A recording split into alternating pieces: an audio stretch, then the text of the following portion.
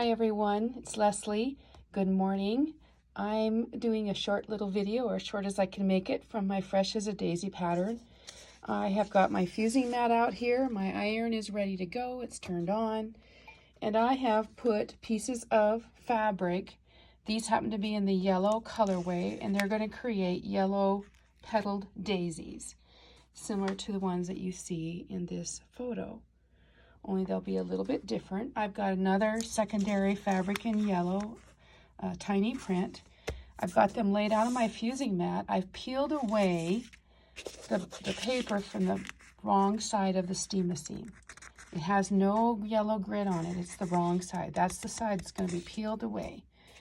And I peeled it away and I stuck it down to the wrong side of my fabric, as you can see here.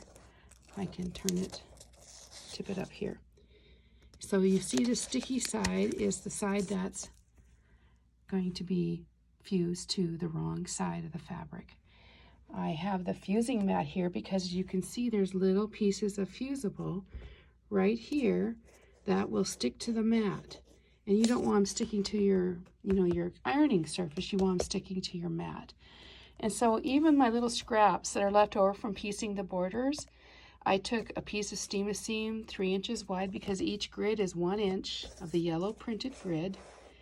And I'm going to fuse it in front of you here, as well as I trace some of the cone tops.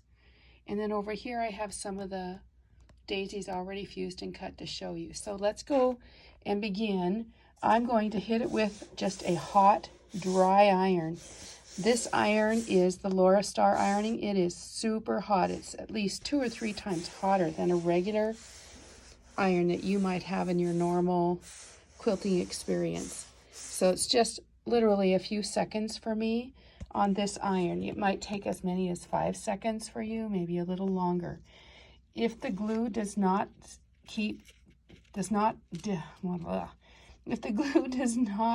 release from the paper, then you need to hit it with the iron again.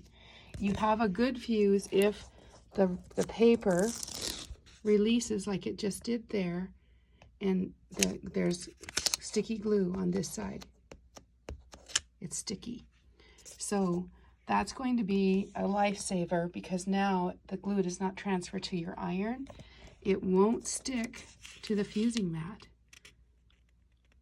And that's what I love about a fusing mat. It's just really awesome. And so now I can hit the iron on these little ones that I've fused here.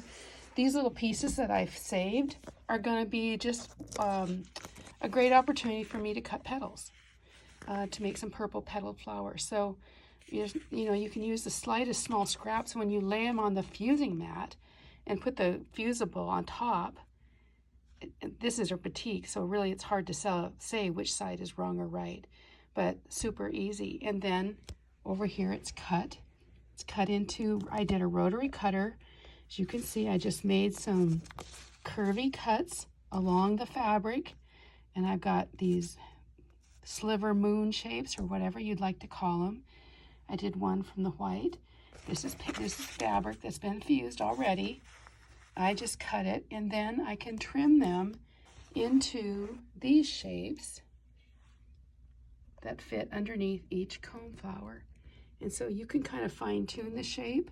The pattern shows you can trace them, but really this is so much easier if you just want to cut them and place them underneath there and build up each cone with a variety of purple fabrics. So that's how I go ahead and I create these sweet little petals on Fresh as a Daisy. I hope this helps you. Drop me a comment if you have a question. I'll do my best to answer it. Thank you. Have a great one.